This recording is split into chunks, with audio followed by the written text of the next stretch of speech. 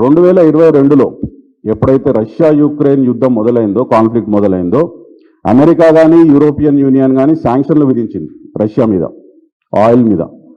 కానీ భారత్ న్యూట్రల్గా ఉంది కాబట్టి డిస్కౌంటెడ్ రేట్కి రష్యన్ ఆయిల్ని భారత్ ఇంపోర్ట్ చేసుకోవడం జరిగింది పెద్ద ఎత్తున.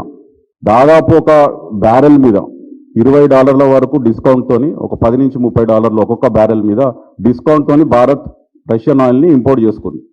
తద్వారా ఏం జరిగింది అంటే, ఆనాడు దేశ ప్రజలకు చెప్పింది ఏంటంటే 2022లో డిస్కౌంటెడ్ ప్రైస్కి రష్యా నుంచి క్రూడ్ ఆయిల్ భారత్ ఇంపోర్ట్ చేసుకుంటే ఇక్కడున్నటువంటి వినియోగదారులు పెట్రోల్ డీజిల్ మీద ఏదైతే మన వినియోగదారులు భారతదేశం సంబంధించిన మన ప్రజలు, వాళ్ళకి రిలీఫ్ ఉంటుంది.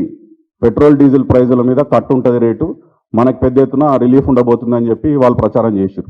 కానీ తీరా ఈ 3 సంవత్సరాలలో జరిగింది ఏంటిదంటే, కేవలం 1%, 2022లో కేవలం 1% రష్యన్ క్రూడ్ ఆయిల్ని భారతదేశం ఇంపోర్ట్ చేసుకునేది 2025 నాటికి 3 సంవత్సరాల్లో 40% పెరిగింది. ఈ 40% పెరిగిన దాంట్లో సింహభాగం ఎవరు ఇంపోర్ట్ చేసుకున్నారు అంటే, ముఖేష్ అంబానీ గారి రిలయన్స్ ఎనర్జీ ఇంపోర్ట్ చేసుకున్నది. ముఖేష్ అంబానీ గారి రిలయన్స్ ఎనర్జీ దాదాపు ఈ సంవత్సరం 77 మిలియన్ బ్యారెల్స్ ఇప్పటివరకు ఇంపోర్ట్ చేసుకుంది.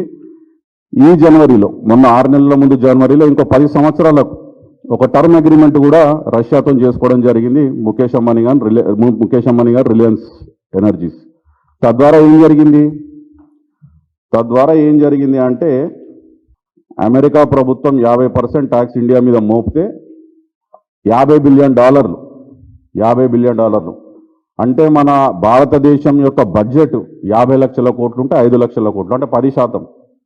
మన భారతదేశం యాన్యువల్ బడ్జెట్లో 10% మన భారతదేశానికి సంబంధించిన ఎక్స్పోర్ట్స్ మీద భారం పడబోతుంది. ఇది నేను చెప్పేమాట కాదు, ప్రభుత్వము అధికారికంగా పార్లమెంట్లో చెప్పింది. భారత ప్రభుత్వం, జితిన్ ప్రసాద్ గారు కామర్స్ మినిస్టర్గా పార్లమెంట్కి చెప్పినటువంటి లెక్క ఇది. అయితే ఇందులో నేషనల్ న్యూస్లో కూడా వచ్చినాయి ఇవి. ఈ అంబానీ రిలయన్స్ కంపెనీ ఏదైతే ఇంపోర్ట్ చేసుకుందో 77 మిలియన్ బ్యారెల్స్ ఈ సంవత్సరం, తర్వాత 10 సంవత్సరాలకు సంబంధించి ప్రతిరోజు 5 లక్షల barrels of Russian crude oil import చేసుకొని, ఆ క్రూడ్ ఆయిల్ని ఇక్కడ ఇండియాలో రిఫైన్ చేసి మళ్ళా మన వినియోగదారులకు కాదు, బయట దేశాలకు, యూరోపియన్ దేశాలకు, ఏషియాలో ఇతర దేశాలకు ఎక్స్పోర్ట్ చేస్తుంది రిలయన్స్ కంపెనీ. తద్వారా వాళ్ళకు వచ్చిన లాభం ఏంది అంటే, ఈ 3 సంవత్సరాలలో $16 బిలియన్, అక్షరాల 1,50,000 కోట్లు, 1,50,000 కోట్లు రిలయన్స్ కంపెనీ. ఇంకో కంపెనీ ఉంది నయారా ఎనర్జీస్. ఈ 2 సంస్థలు కలిసి, అందులో సింహభాగం రిలయన్స్దే, వాళ్ళు చేసుకున్నటువంటి ప్రాఫిట్ 1,50,000 కోట్లు.